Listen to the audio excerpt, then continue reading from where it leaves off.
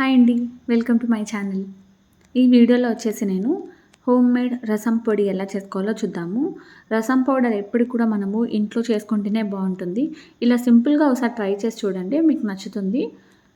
Stove పైన pan పెట్టుకొని ఇక్కడ నేను 5 టేబుల్ స్పూన్ల వరకు కందిపప్పును యాడ్ చేసుకుంటున్నాను.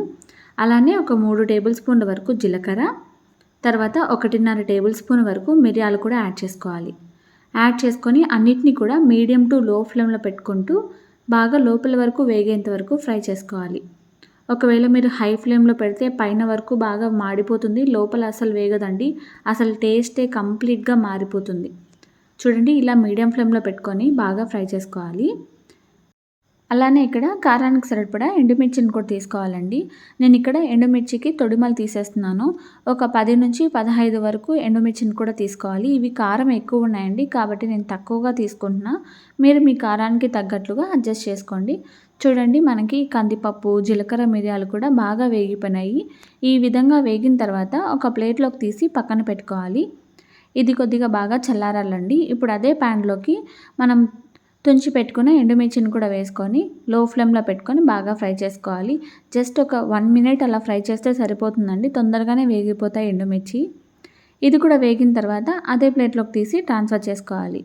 ఒక 5 మినిట్స్ అలా వదిలేయండి. ఇది బాగా చల్లారిన తర్వాత ఒక మిక్సీ జార్లోకి ట్రాన్స్ఫర్ చేసుకోవాలి.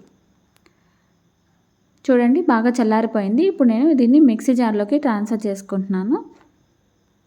మొత్తం అంతా కూడా స్లోగా ట్రాన్స్ఫర్ చేసుకొని మిక్సీ జార్కి మూత పెట్టి ఒక 2 నిమిషాల పాటు ఆగి మిక్సీ పట్టుకోండి.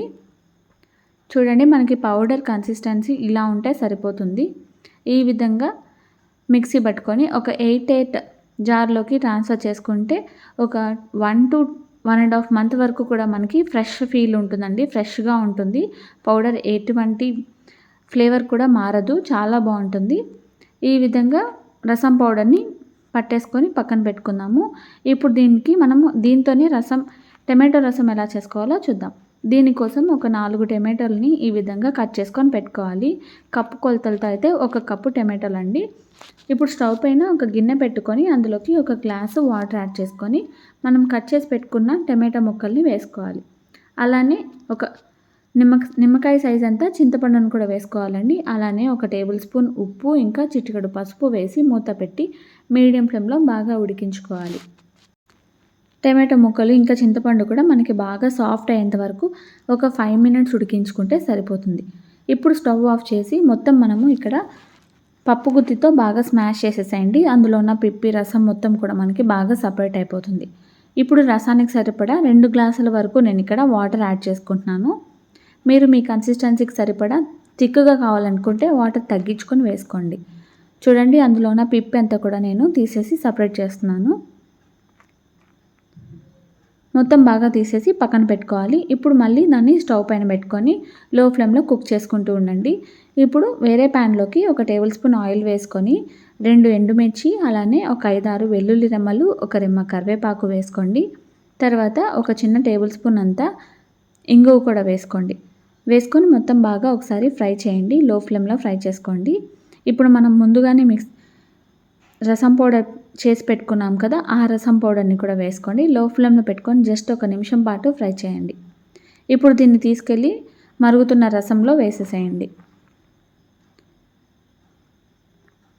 మొత్తం నీట్గా వేసేసుకోండి. మిగిలినది కూడా ఏదైనా ఉంటుంది కదా, దాంట్లో కూడా ఆ రసంని వేసి మొత్తం బాగా నీట్గా వేసేసుకోండి. ఎక్కడ వేస్ట్ కాకుండా నీట్గా వేసేసుకోండి. ఇప్పుడు ఒక 2 నిమిషాల పాటు మీడియం ఫ్లేమ్లో ఉడికించుకుంటే సరిపోతుంది. చాలా బాగుంటుంది. ఒకసారి మీరు కూడా ట్రై చేయండి, మీకు డెఫినెట్గా నచ్చుతుంది. మొత్తం పోపు మొత్తం వేసేసిన తర్వాత ఒకసారి గరిటెతో బాగా మిక్స్ చేయండి. ఇప్పుడు టేస్ట్ ఒకసారి చెక్ చేసుకోండి. నాకు కొద్దిగా సాల్ట్ తక్కువ అనిపించింది, అందుకే నేను మళ్ళీ యాడ్ చేసుకుంటున్నాను. వేసుకొని ఒకసారి బాగా మిక్స్ చేయండి. చూడండి, పైన ఒక వైట్ లేయర్ ఫామ్ అవుతుంది కదా, ఆ లేయర్ ఫామ్ అయ్యేంత వరకు ఉడికించుకుంటే సరిపోతుంది. అంతే అండి, స్టవ్ ఆఫ్ చేసి సర్వ్ చేసుకోవడమే. నచ్చితే లైక్ చేసి షేర్ చేయండి అండ్ సబ్స్క్రైబ్ చేసుకోండి. అంతే ఈ వీడియో. బాయ్.